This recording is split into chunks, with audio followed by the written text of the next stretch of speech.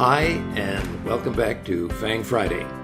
This is Ross Healy, the Chairman of Strategic Analysis Corporation and a Senior Portfolio Manager at McNichol & Associates Asset Management. Before I start, thanks to everyone who likes this video and all our subscribers. I appreciate your help with the YouTube algorithm, as this allows us to bring you more and better content, so thank you for that. I hope you caught me on BNN this week. If you didn't, however, there is a link to the video in the description.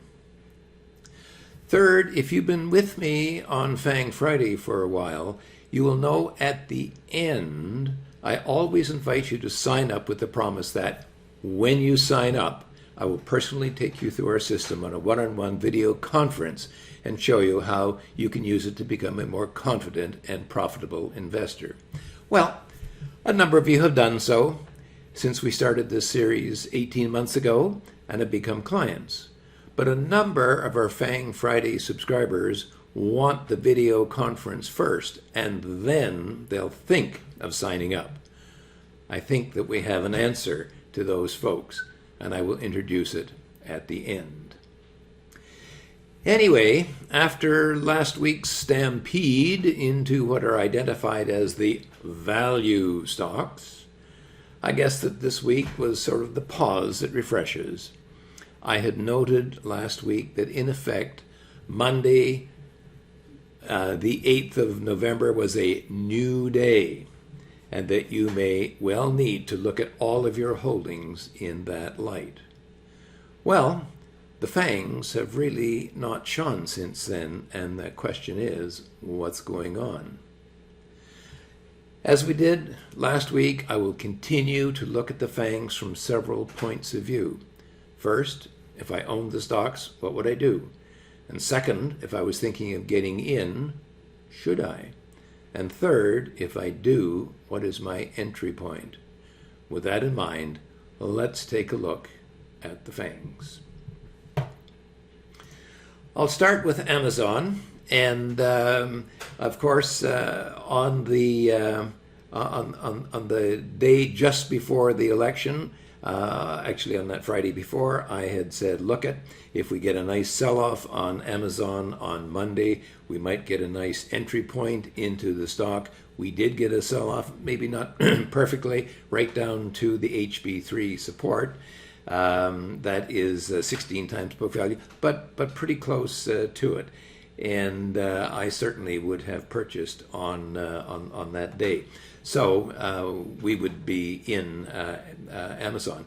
Note, however, when I look at the broader picture of Amazon, you know, the company tried to break out, actually didn't even make a breakout this time.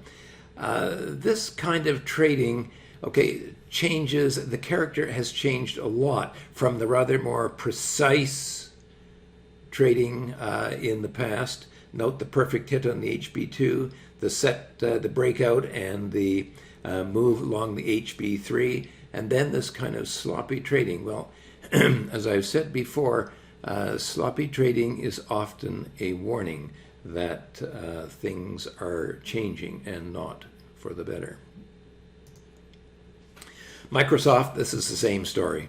Again, precision. Look at that back in 2019, when remember when we just followed that stock and it wouldn't break out, and then finally it did, and of course what happened? It ran all the way up to its HB2, had a nice hit, and then of course a collapse in the COVID-19 setback. But again, precise action of the stock. Lately, not so. And again, sloppy trading is a concern of mine. The same thing, of course, with Netflix. The stock has tried to break out. See how precise it was back then in the early part of the year, and then how sloppy it's been ever since that time.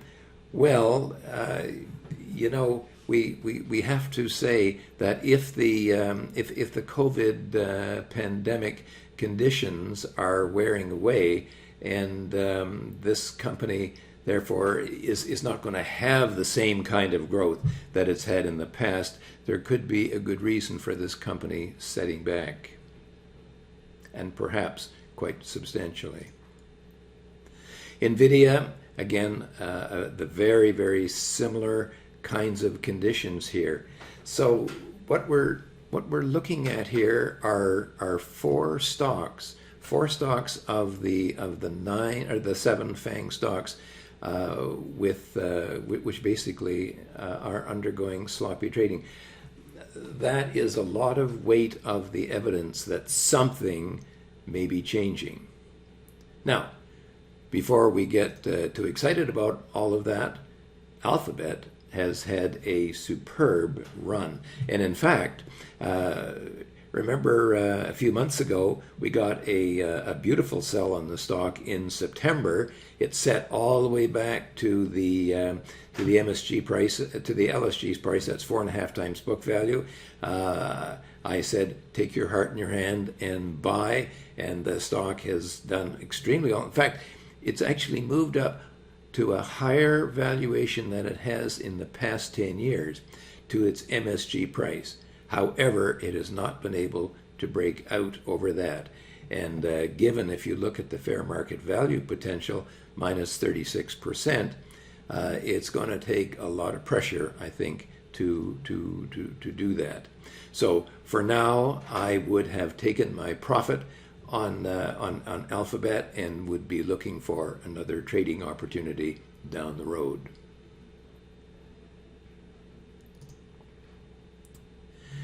Facebook. Well, Facebook is actually very similar to Alphabet. Both of these companies are actually potential beneficiaries of the end of the COVID pandemic, and in that sense can be kind of considered as not perfect value stocks, but kind of pseudo value stocks. They're much cheaper than all of the other FANG stocks by a long shot.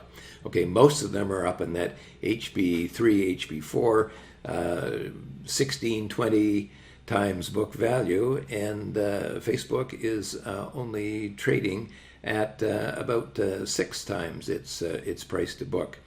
Now, it doesn't have a good deal of fair market value. In fact, the fair market value is minus 32%.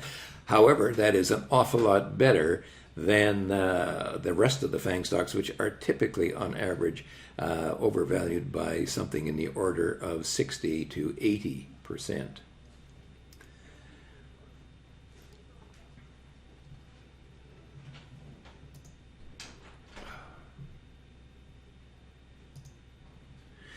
The last of the FANGs, Apple, is a little bit of a conundrum right now. I have told you in the past actually 2 or 3 weeks, I think, that the change in the balance sheet has radically changed the market signals that the company is giving us, and that remains very much the same now. The last signal that we've got was at its HB4. Well, of course, the HB4, that's passed into glory now, or the old one, and the new one is considerably lower. That's passed into glory, but our last signal was a buy, and I am prepared to stay with that for the moment, and I'll show you the reason why. Let's take a look at the very long-term view of Apple. For most of the past decade, the stock had remained stuck under its fair market value. That's the dotted line there, until Apple began to buy back stock. And of course, you can see the effects of the buying back of stock, because the balance sheet is starting to fall away. And the question is, why is the stock rising, and why should it go further? Well, to answer that question, we clicked on this little box, the price to book here, and what do we see? Well, we see that the return on equity, and that's that now that is the dotted line, now has been, after a long period of being essentially flatlined, has actually begun to rise, and rise fairly strongly, and pulling with it the price to book value, the valuation ratio behind it. And of course, as we know, there's going to be a good deal more of that. A little while ago, I talked about the possibility of the market cap of Apple doubling from the current $2 trillion right now, which you can see here. And that is if they continue to buy back stock aggressively. I don't know whether they're buying back stock aggressively, and also I don't know whether it's too late for that great buyback movement to have efficacy going forward. However, for now, I am going to stay with Apple until I get a signal to the contrary. Now, in summary, I think that the market appears to be moving on from the growth momentum phase to a value approach to stock selection. In this regard, the FANGs are kind of split into two camps, as it were. The first contains the four stocks, which I term sloppy traders. They were the winners between 2009 and certainly in the COVID-19 sweepstakes. But in a post-COVID world, perhaps, and I say perhaps advisedly, as they are very much overvalued, which is what sloppy trading has warned me about in past bull markets, they have major downside risks.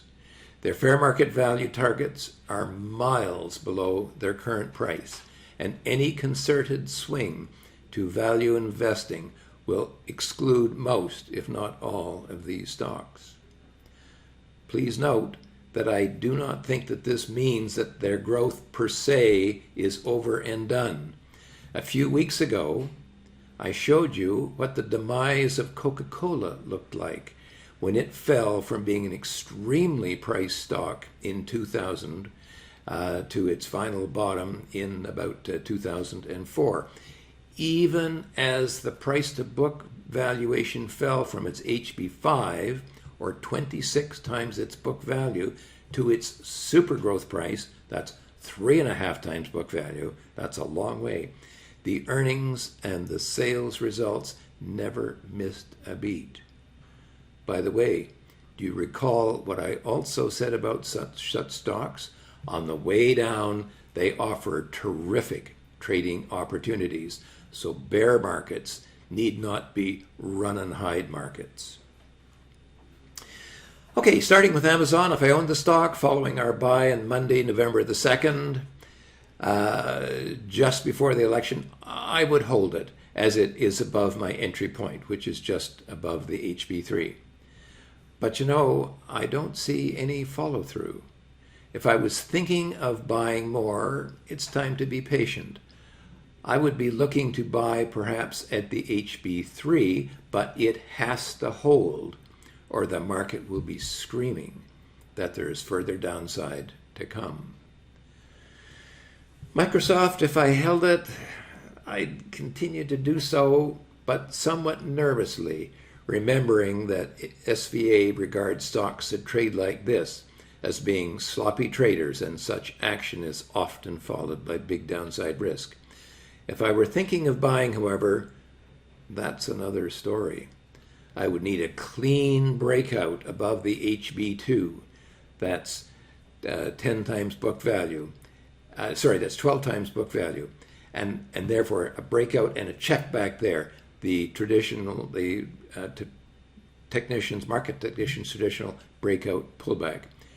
And it has to hold up. Still, on the whole, I'd rather be in Philadelphia. Netflix, if I held it, I'd be in a conundrum. This is real sloppy trading that often leads to much lower prices. I personally would probably sell, but with a balance sheet that's growing currently at about 35% per annum, okay, there is some reason to hang in and hope. If I was looking to enter the stock, I would definitely wait for a decline to that HB3 price, however, and hope for a rebound. I would, of course, remember what I said many weeks ago. Look at the competition and see what they're doing in the stock market. Last week, we took another look at Disney. While Netflix is floundering, Disney is breaking out. That's a big disconnect. And Disney, of course, is a lot cheaper, very much closer to being a value stock. Nvidia, if I owned the stock, I would hold, as I've said before, but the stock increasingly looks like it's floundering as well. If I were looking to enter the stock, well, now is as good or a bad a time as any, but I would watch the HB4 price, that's 20 times book value, to make sure that we don't get a sell signal, and we would be close to one. They just reported, and there has been strong balance sheet growth. So I will have to wait until our data provider gives us an update to get an accurate reading. It should be in another week or so at maximum. Now, moving on, do you remember that old Sesame Street song? One of these things is not like the others. One of these things doesn't belong. Well, two of the FANGs are not like the others. Two of these stocks may actually belong in another category. Alphabet, I bet most people don't think of Alphabet as a value stock.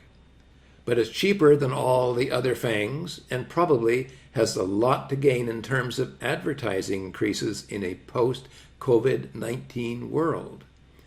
To back that up, the shares did hit a 10-year valuation high at its mid-super growth price, that's 5.5 times book, very recently.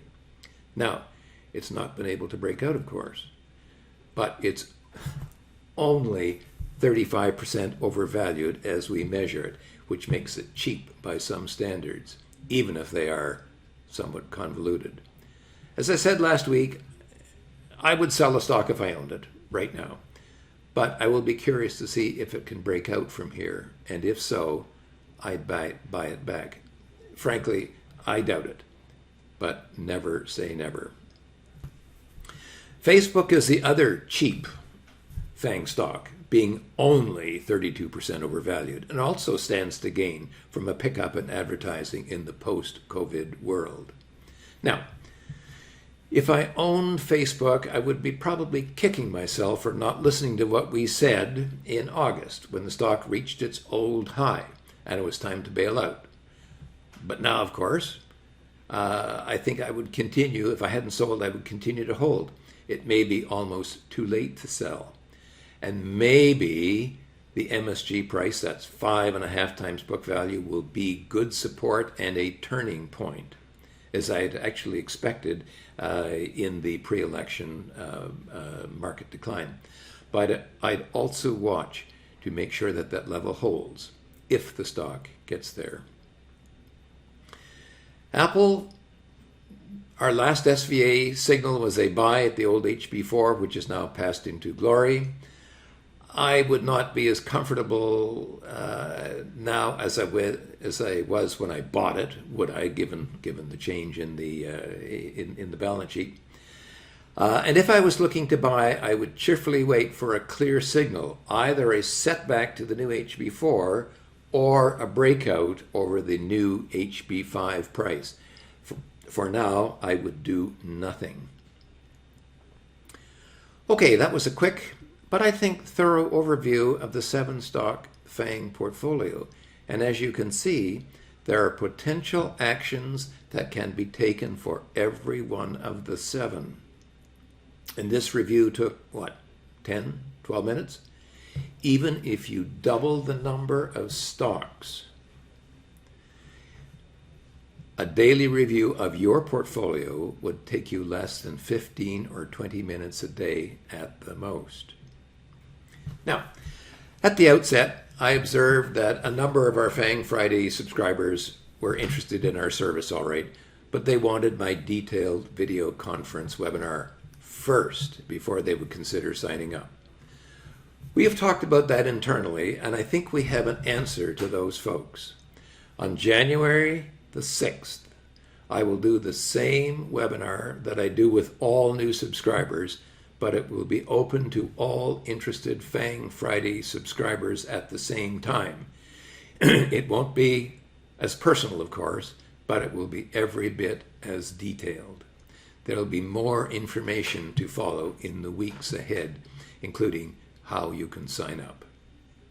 For now, if what you've seen has interested you and you'd like to see what your stocks are telling you, then send us an email at info@strategicanalysis.ca.